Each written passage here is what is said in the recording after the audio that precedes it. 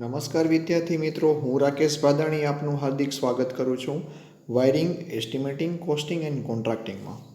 મિત્રો, ઘણા દિવસથી આપણે વાયરિંગ વિશે સમજી રહ્યા છીએ. અત્યારે આપણે એસ્ટિમેશન વિશેનો અંદાજો લગાવીએ છીએ, એસ્ટિમેશન ભણી રહ્યા છીએ. અને અંદાજાથી આપણે કઈ રીતનું કામ કરવાનું છે અને કઈ રીતથી આપણે એસ્ટિમેશન સારી રીતે લગાડી શકશું અને ઓછા ખર્ચે સારું કામ આપી શકશું તેના વિશે ચર્ચા કરી રહ્યા છીએ. તેનામાંનો એક ટૉપિક છે કે ટોટલ કોસ્ટ. બરાબર મિત્રો, કોસ્ટ જે છે એ બહુ જ ઇમ્પોર્ટન્ટ છે. બરાબર, કોસ્ટ ઉપર જ બધું ચાલતું હોય છે કે તમારું જે કામ છે એ કેવું છે અને બીજી વખત એને કોઈ કામ આપને આપશે કે નહીં આપે એટલા કોસ્ટ ઉપર આપણે જો કરી આપશું તો. સાથે કોસ્ટ જે છે તે બધા પરિબળો પર અસર કરતો હોય છે. બરાબર છે, તો એનામાંનો કોસ્ટની વાત કરીએ તો ટોટલ કોસ્ટની વાત કરશો તો ટોટલ કોસ્ટની અંદર સૌથી 3 અગત્યના વિભાગો છે. જેમાં પહેલું આવે છે મટીરિયલ કોસ્ટ, માલ સામાનની કિંમત. બીજો છે લેબર કોસ્ટ, મજૂરીની કિંમત. અને એડમિનિસ્ટ્રેટિવ કોસ્ટ. 3 કોસ્ટ. બરાબર, material cost, labour cost, administrative cost, કાં તો એને ઓવરહેડ કોસ્ટ પણ કહી શકાશે. બરાબર છે, આમ 3 અલગ અલગ પ્રકારના કોસ્ટ વિશે આપણે જાણીશું અને આ બધા કોસ્ટનો સમન્વય એટલે કે ટોટલ કોસ્ટ થાય છે. બરાબર છે, તેમાં પહેલાં જ કોસ્ટની વાત કરીએ, માલ સામાનની કિંમત. બરાબર છે, એટલે મટીરિયલ કોસ્ટ. તો મટીરિયલ કોસ્ટ જે છે તો સૌપ્રથમ મટીરિયલ આપણે જે યુઝ કરવાનું છે આપણા પ્રોજેક્ટ માટે, કે જે આપણે કામ લીધું છે, જેના માટે આપણે એસ્ટિમેશન બનાવવાનું છે, તો એના માટેનો જે કોસ્ટ જે છે એ પહેલેથી નક્કી હોવો જોઈએ. કારણ કે એના પ્રાઇસના કેટલોગ ઉપરથી આપણે એને જાણી શકશું ને કાં તો એની જે દર સૂચિ છે. બરાબર છે, આપણે ગયા લેક્ચરમાં વાત કરી મિત્રો કે દર સૂચિનો મતલબ એ છે કે આવનારા 2-3 વર્ષ દરમિયાન એ મટીરિયલનો ભાવ શું થશે. કારણ કે કોઈક પ્રોજેક્ટ એવા પણ હોઈ શકે છે કે જે 5 વર્ષ ચાલે, 4 વર્ષ ચાલે, તો બધું મટીરિયલ આપણે એકસાથે તો લઈ નથી લેતા.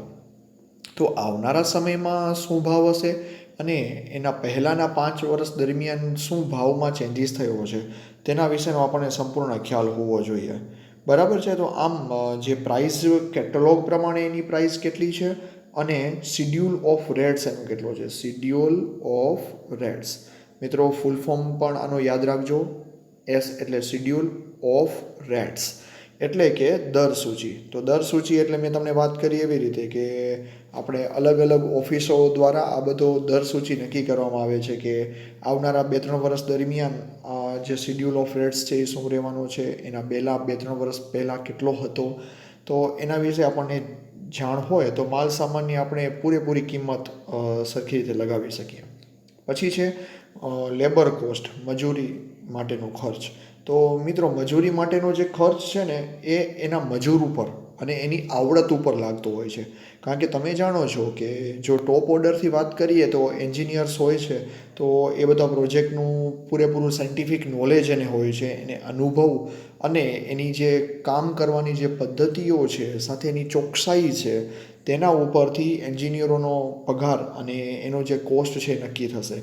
એના પછી શું આવે મિત્રો કે હાઈલી સ્કિલ્ડ લેબર્સ એટલે કે આપણા જે એન્જિનિયર્સને જે બધા મેઇન છે કે જેના કામ માટે કોઈ બીજા વ્યક્તિને આપણને અપોઇન્ટ ના કરવા પડે, જે પોતાનું કામ સમજી અને બધું કમ્પ્લીટ કરી આપે.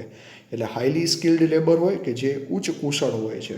પછી કેવા હોય કે સેમી સ્કિલ્ડ હોય એટલે કે મધ્યમ કુશળ હોય કે આની પાસે અનુભવ તો હોય છે પણ જે skilled labour, highly skilled labour છે એના કરતાં ઓછો હોય. પછી આવે સામાન્ય કુશળ એટલે બહુ ઓછા હોય કે જેને સુપરવિઝનની અને માર્ગદર્શનની થોડીક જરૂરિયાત રહેતી હોય. અને લાસ્ટમાં કેવા આવે અનસ્કિલ્ડ લેબર એટલે કે અકુશળ હોય કે સમજી લો આપણે હેલ્પર કે જે નથી હોતા કે જેને સાવ ટેકનિકલ નોલેજ ના હોય પણ ફક્ત અંગ મહેનતે જ કામ કરતા હોય. આમ અલગ અલગ કેટેગરીના લોકો માટે આપણે અલગ અલગ મજૂરી નક્કી કરવામાં આવતી હોય છે. બરાબર છે મિત્રો, કારણ કે એનો ભાવ પણ એવી રીતે જ હશે. એના પછીનો કોસ્ટ આવશે જે છે વહીવટી ખર્ચ એટલે કે ઓવરહેડ કાં તો એડમિનિસ્ટ્રેટિવ કોસ્ટ. તો આ જે કોસ્ટ છે એ વધારાનો ખર્ચ છે કે જે આપણે કોઈ પ્રોજેક્ટની ઓફિસ છે સમજી લો, તો એ ઓફિસનું ભાડું કેટલું થશે, ઓફિસ સ્ટાફનો ખર્ચ. કારણ કે ઓફિસ સ્ટાફ પણ ઘણીવાર જોઈએ કે કોઈ નવા કસ્ટમર આવે તો એને અટેન્ડ કરી શકીએ. પછી સાથે એના અકાઉન્ટ્સ રાખવા માટે એના ક્લર્ક હોય, પ્યુન હોય, એ બધાનો પણ આપણને ખર્ચ લાગવાનો છે, જે બધા વહીવટી ખર્ચ જ છે આ બધા. પછી છે લેખન, મુદ્રણ, ટપાલ, ટેલિફોન, આ બધી જે સગવડો હોય એ બધા માટેનો ખર્ચ. પછી જે વાહન વ્યવહાર ખર્ચ, માલ સામાન કે મજૂરોની હેરફેર આપણને કરવી છે, આપણા જે સ્ટાફ છે એને એક જગ્યાએથી બીજી જગ્યાએ બીજી સાઈડ ઉપર લઈ જવાના હોય તો આ માટેનો ખર્ચ છે. પછી મશીનરી અને સાધનોનો નિભાવ ખર્ચ અને મરમ્મત ખર્ચ, કારણ કે આને આપણે કહીએ ને કે વધારાના ઓવરહેડ ખર્ચ છે.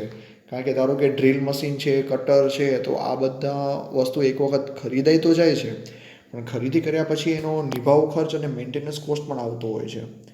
પછી ઓફિસ સ્ટાફની સગવડો હોય, ધારો કે બોનસ આપણે આપીએ, વળતર આપી, મેડિકલ એલાઉન્સીસ હોય, પગારમાં વધારો, પ્રોવિડન્ટ ફંડ, પેન્શન, આ બધી સગવડો અત્યારે આપણને એમ્પ્લોયીને આપવી પડતી હોય છે, તો એ પણ ખર્ચની ગણતરી થતી હોય.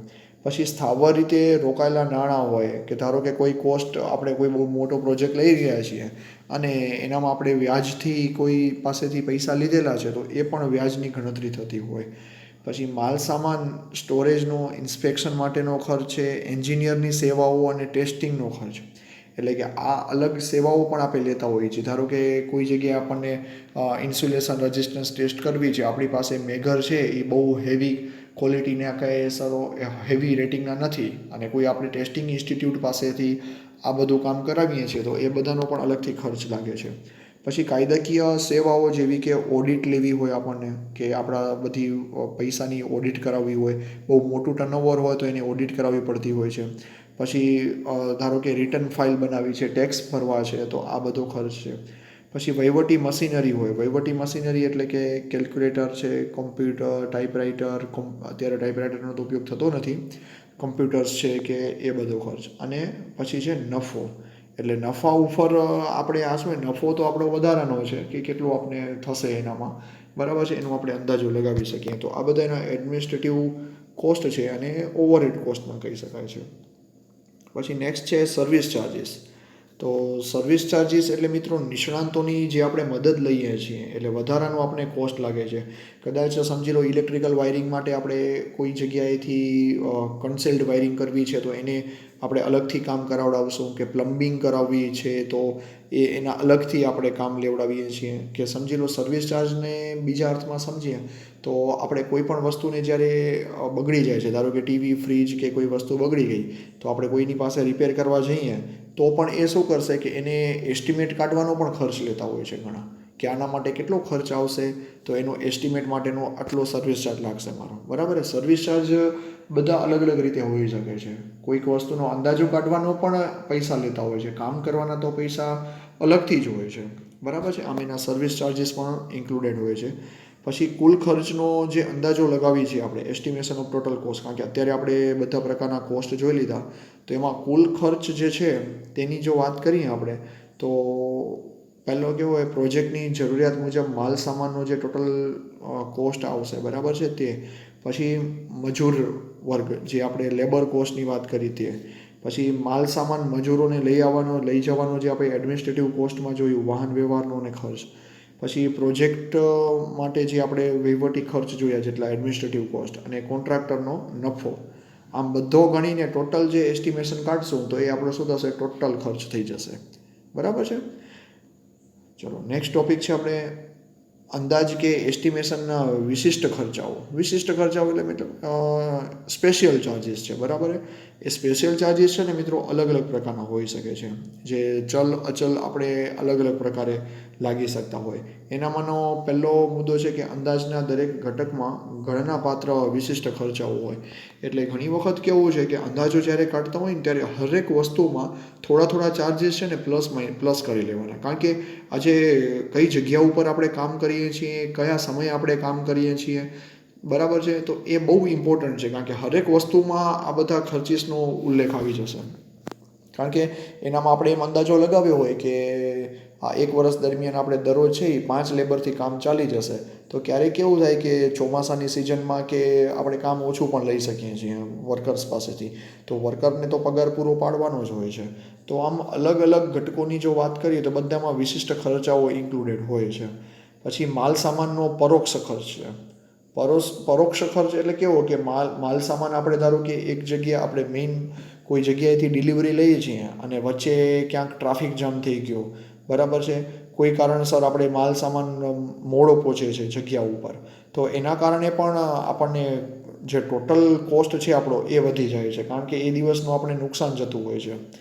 પછી જો મજૂરીનો પરોક્ષ ખર્ચ વાત કરીએ, નેક્સ્ટ ટોપિક શું છે, મજૂરીનો indirect cost of labour. English શબ્દો મિત્રો સાથે સાથે જોતા રહેજો. મજૂરીનો પરોક્ષ ખર્ચ ઇનડાયરેક્ટ કોસ્ટ છે લેબરનો, કારણ કે એ લેબરની કાર્યક્ષમતા પ્રમાણે આપણે એને અપોઇન્ટ કરતા હોઈએ છીએ, પણ પગાર ઉપર પણ ઘણા બધા પરિબળો અસર કરે છે. કારણ કે મજૂર વર્ગ છે તો એની પરિસ્થિતિને અનુકૂળ, ધારો કે આપણને ગુજરાતમાંથી જ કોઈક લેબર મળી જાય છે તો એનું કંઈક અલગ કોસ્ટ હશે, યુપી બિહારથી કોઈ લેબર મળે છે તો એનો કોસ્ટ અલગ લાગશે. તો આમ અલગ અલગ રીતે ઇનડાયરેક્ટલી કોસ્ટ પણ લેબર્સને આપણને પે કરવા પડતા હોય છે. બરાબર છે. જો એ બધી વાત કરીએ કે કયા કયા લેબર ઉપર અલગ અલગ કોસ્ટ લાગશે, તો પહેલી વસ્તુ એ કે ખુલ્લી જગ્યાએ આપણે કામ કરવું છે કે બાંધકામવાળી જગ્યા છે કે શહેર છે, ગામડું છે. પછી કાર્યનો પ્રકાર કેવો છે, બરાબર છે, કે કેવું કામ કરવું છે. આપણે ઘણી વખત કેવું હોય કે જમીનની બહુ જ ઊંચાઈએ કામ કરતા હોઈએ છીએ, તો પણ ત્યાં કને લેબરને કોસ્ટ આપણે નોર્મલ ધારો કે 500 રૂપિયા ચાલતો હોય ને બહુ જ ઊંચાઈ ઉપર જઈએ તો એ જ 500 રૂપિયા આપણને 700 રૂપિયા કોસ્ટ પડી શકે છે દિવસનો, બરાબર છે. પછી વાત કરીએ કે કાર્યનો પ્રકારની, તો કાર્ય કેવા પ્રકારનું છે, બરાબર છે. ઘણી વખત બેઠા બેઠા કામ કરવાનું હોય, ધારો કે સ્વિચ બોર્ડ્સ બનાવવાના છે, નોર્મલ પેનલ્સ બનાવવાની છે, અને ઘણી વખત એવું હોય કે કોઈ ફિટિંગ કરવાની છે કે જે લટકતા લટકતા આપણને કરવી પડતી હોય. આમ અલગ અલગ હોઈ શકે છે. ભાઈ કાર્યસ્થળનું રહેઠાણથી અંતર, એટલે જે કાર્ય કરવાવાળા કારીગરો છે એ કેટલા દૂર રહે છે, એનું જે જગ્યા ઉપર રહેવાનું છે તે અને કાર્યસ્થળનું અંતર. પછી વાહન વ્યવહારની સગવડ આપણે આપીએ છીએ કે નથી આપતા. કાર્યસ્થળ પરની સવલતો, એટલે કાર્યસ્થળ હોય એટલે જે જગ્યા ઉપર કામ ચાલે છે, હવે એ જગ્યા ઉપર જમવાનું છે ધારો કે, તો જમવાની વ્યવસ્થા જો આપણે ત્યાં જગ્યા ઉપર રાખીએ તો ટાઈમની બચત થાય. હવે એની જગ્યાએ જ એ લોકો એના જગ્યાઓ પોતે જે જગ્યાએ રહેતા હોય એ જગ્યા ઉપર જો જમવા માટે જાય કે જમવાનું બનાવવા માટે જાય તો એના માટે બહુ ટાઈમ લાગી શકે છે. એટલે ઘણા ટિફિન પણ સાથે લઈ આવી શકે છે, ટિફિન આપણે બંધાવી શકીએ છીએ. પછી કાર્ય પરિસ્થિતિ એટલે કે ઋતુની અસર, જે મેં તમને પહેલાં પણ વાત કરી હતી કે શિયાળો, ઉનાળો અને ચોમાસું, એ ઋતુ પ્રમાણે બધી જગ્યાએ ટાઈમમાં અને કામ કરવાની જે ક્ષમતા હોય છે એ બધી જગ્યાએ ચેન્જીસ થતા હોય છે. એના પછી છે આધુનિક ઓજારો અને ટેકનિકનો ઉપયોગ. મિત્રો તમે જાણો છો કે પહેલાંના જમાનામાં ક્યારેક આપણને જો દિવાલ ઉપર હોલ કરવાનું આવતું હતું તો પણ પંચ વડે કરતા હતા, તો હવે એની જગ્યાએ ડ્રીલ મશીનનો ઉપયોગ થાય છે. તો આમ આપણે આધુનિક ઓજારોનો ઉપયોગ કરીને પણ આપણે આપણું ટાઈમ બચાવી શકીએ છીએ અને જલ્દીથી વધારે કામ લઈ શકીએ છીએ આપણે. પછી કારીગરની શારીરિક અને માનસિક સ્થિતિ, કારણ કે એ બહુ જ જરૂરી છે. કારણ કે જો કારીગર શારીરિક અને માનસિક રીતે સ્વસ્થ નહીં હોય તો આપણને કુશળતા નહીં મળે એના કામમાં, બરાબર છે. આમ આપણા આ બધા જે ખર્ચ છે બરાબર, એ ખર્ચનો સમન્વય કરશું અને એનો અંદાજો લગાડશું તો એ આપણા એસ્ટિમેશનમાં પણ સારી રીતે હેલ્પફુલ થશે. અને ઓલમોસ્ટ બધા પ્રકારના ખર્ચ વિશે આપણે વાત કરી લીધી. આમ આ ટૉપિક ઉપરથી તમને ઘણા બધા પ્રશ્નો બને છે કે ટોટલ કોસ્ટ કેટલો હોય છે, ટોટલ કોસ્ટ કેવી રીતે નીકાળી શકીએ છીએ, લેબર કોસ્ટ શું છે. પછી ખાસ કરીને મિત્રો કે એડમિનિસ્ટ્રેટિવ કોસ્ટ અને ઓવરહેડ કોસ્ટ, આ એક્ઝામમાં બહુ બધી વખત પૂછાયેલો પ્રશ્ન છે કે એડમિનિસ્ટ્રેટિવ કોસ્ટ કયા કયા છે.